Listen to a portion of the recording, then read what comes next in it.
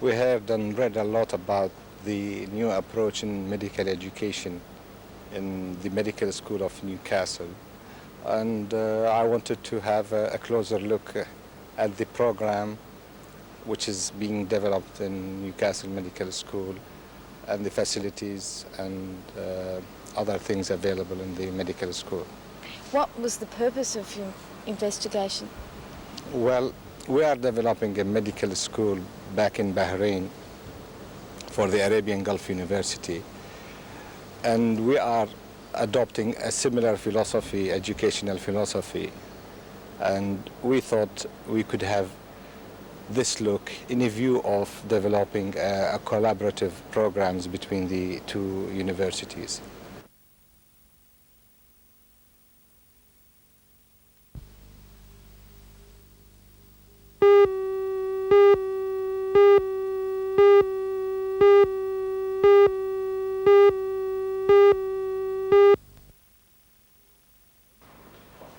Entries came from as far away as South Australia, and according to the judge, the Assistant Director of the Art Gallery of New South Wales, Bill Wright, the quality of work was high, with many works good enough to win. Mr. Wright's choice for the best overall watercolour was this work by Sydney artist Gregory Harkness. The painting, entitled The Name of the Rose of Love and Desire, was nearly 4 square metres in size. This work, entitled Meditation, won the Best Local Watercolour Prize for Joyce Clulow. Reeds by Adrian Edwards won the prize for the Best Local Print, and Mr. Wright chose Callie Ann by Sydney artist Fred Cress as the Best Overall Print. As a print in itself, it's particularly strong, it's resolute, it's clearly well defined. I also find this particular phase in Fred Cress's art probably the best. You know, it's probably the best work he's ever done, and so I see it as really as part of a particularly good period of his work, as well as in terms of its individual merit, which I think is very substantial. What did you think of the local entrants in the show?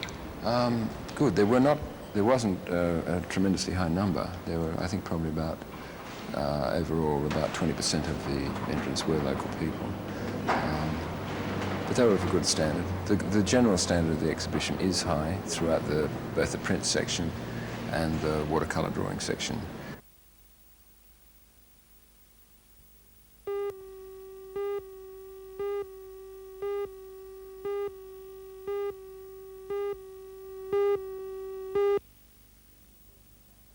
Nearly 30 trampolinists from all around Australia were trying out at the Central Coast Youth Club this morning. The trampolinists showed their skills in both compulsory and personal routines. The trials are in 4 areas: trampolining, synchronised trampolining, line tumbling and double mini. Gosford's trampoline champion Colette May broke her sternum last Wednesday and missed today's trials. Yes, well, Colette had the misfortune to have a little accident during the week, and it's put her out of action for a couple of weeks. This will depend, I think, upon the recommendations put forward by the selectors to the Australian board, and whether there will be an opportunity for any of these people who have missed the chance to trial today, and there are a few of them who have doctor certificates and so forth because of little injuries and some bigger injuries that they're carrying. And I think it will depend upon the decisions made by the board after the trials are over.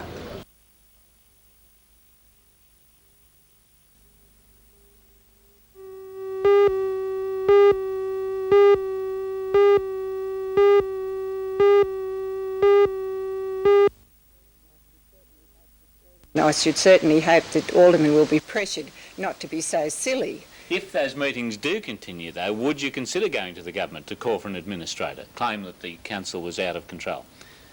Oh, I think what you say, the meetings are not out of control. No, but the 6 a.m. meetings, the overnight meetings. Yes, well, I'd say that if that happened again, I would just have to, not really, Jim, I don't know what to do. If one would hate to go to the government, But I can't have my officers, my senior officers who are making decisions for the city, I can't have them working all night and then coming to work and making the big decisions. It's not fair to ask them, and it's not fair to ask the aldermen to make decisions. You can't make decisions at that time in the morning. It's not fair to the city. It's up to the people, I think, to take the, it's up to the people now to tell Alderman Geddes and the Citizens Group that they want sane and sensible government, because if I can't tell people, investors and ambassadors and the people that are coming through, and there's some this week, that we have stable government, well then Newcastle is going to lose out.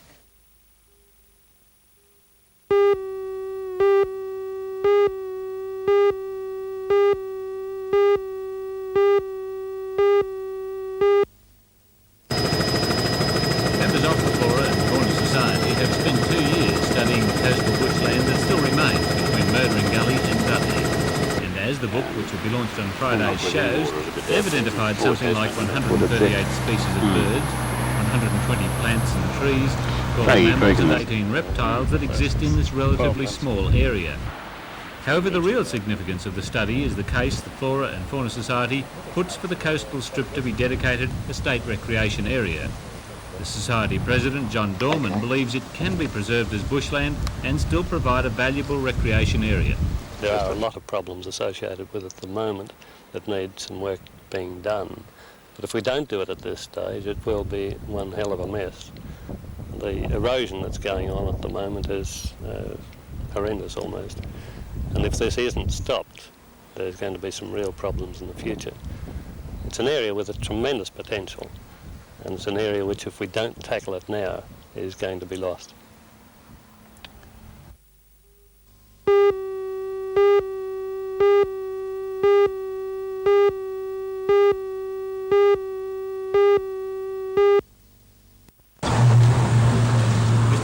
Has for 7 years been the Premier of the Polish government in exile based in London, a symbolic government that cherishes the hope that one day it might become more than just a symbol. The President knows the aim of the government in exile is to influence public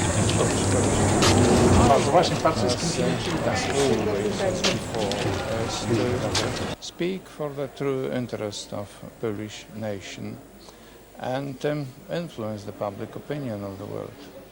To try and explain that there will be no lasting peace in Europe until and unless those historic old nations in Central Europe get back the right to sovereignty.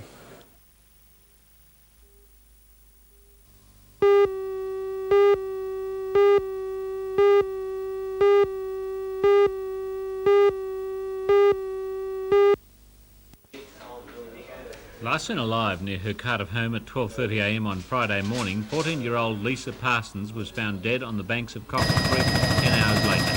Police say she was murdered, but give drowning as the cause of death. Divers have searched the creek for clues, but police are very anxious to find the clothes and a watch Lisa was known to be wearing. She'd been dressed in faded denim jeans and a blue singlet top. Her watch was a digital watch with the brand Radius on a black face. Anyone finding any of these items should contact Bullaroo Police.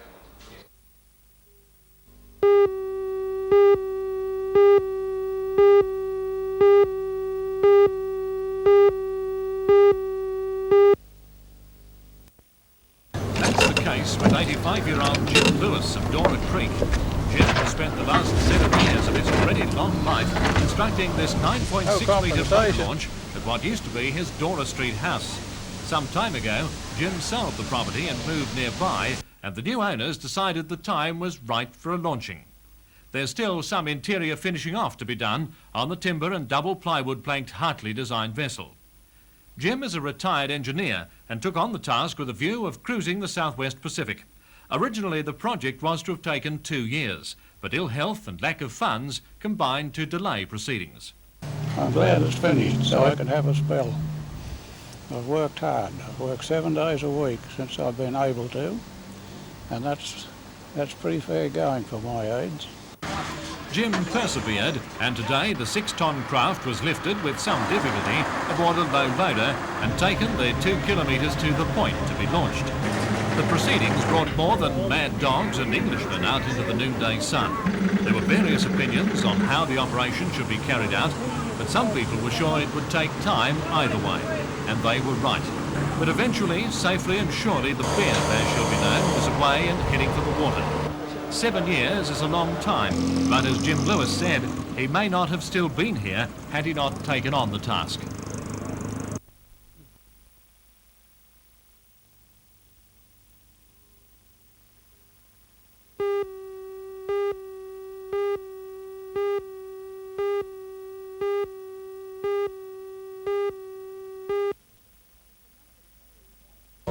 With the number of serious accidents increasing in recent times and the role of the ambulance rescue service becoming more pronounced, the money couldn't have come at a better time.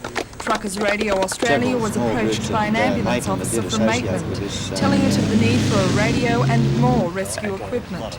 The truckers set to work and a raffle raised $1,789. The cheque was presented to the regional superintendent, Mr Keith Campbell, by the president of the Motto Farm branch of Truckers Radio Australia, Mr Chris Hyland. As yet, it hasn't been decided exactly what equipment will be bought.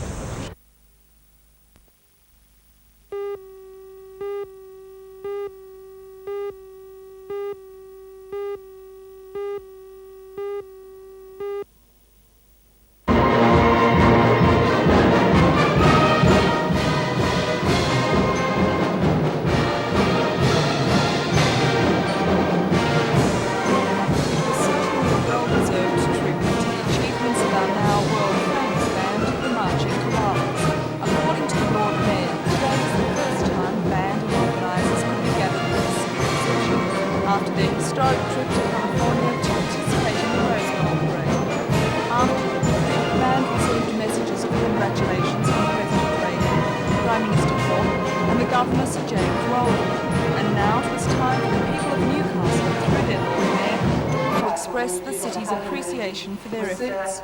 Other speakers included Mr Brian Ralph, who represented the parents, member for Charlestown, Mr Richard Face, representing the government, and the Regional Director of Education, Mr Alan Beard. As a final gesture of gratitude, the Lord Mayor presented the band with the Newcastle flag, to fly high on its next overseas visit.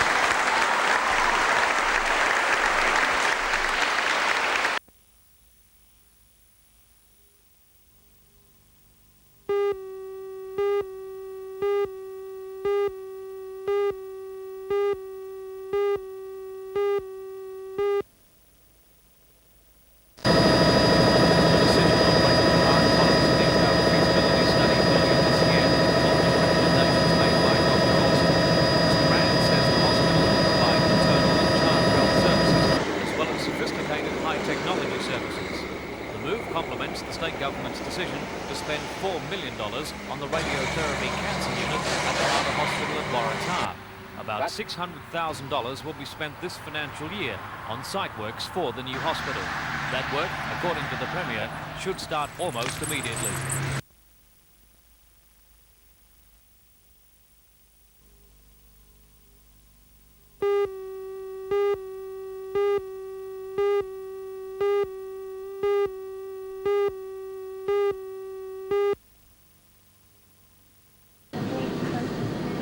Show is in its 124th year, and officials say it's the longest running show in Australia. We believe it is the longest continually running agricultural show in Australia. The show society as such began in 1860, but there were forerunners of it going back to 1840 and slightly before, with ploughing competitions, etc. Since the early days, its agricultural buildings have given way to a more up-to-date affair. However, the rural category still play a major part. Today saw the first dressage events. And over the next 4 days, the ring judges will be busy with a lineup of events from 20 rodeos. The feature event this year is the New South Wales Police and Military Band, which will be performing over the next 3 days. Admission prices have risen this year from $3 to $4 for adults. All the excitement should be underway later tonight with the judging of this show. The Maitland show has been able to sidestep the rain since it changed the dates a couple of years ago. Organisers are hoping for a record. We believe that the weather's going to treat us very well again this year. The long-range forecast for the weekend is absolutely fine, and so we'd certainly hope there'd be a record attendance. There really is something for everybody.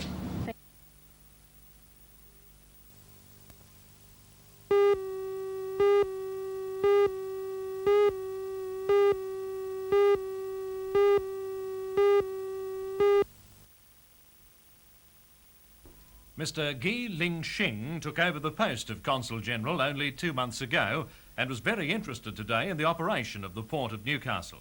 For an hour, he took a boat ride around the facilities and then a close look at the Port Waratah Coal Services loader, and he says he was very impressed. 我想呢，以后啊，纽卡素这里多卸一点中国的货，也多装一些运往中国的货，慢慢的纽卡素在中国人民里面就都知道了。He knows Newcastle before he came here because he read a lot of material and it's very modernized. Tomorrow, Mr. Guiling Shing will be taking in Coal and Allied's Hunter Valley No. 1 coal mine, the Tokal Agricultural College and the Pecolbin Vineyard region. So far, Mr. Guiling Shing has visited Wollongong and Canberra and is stationed in Sydney.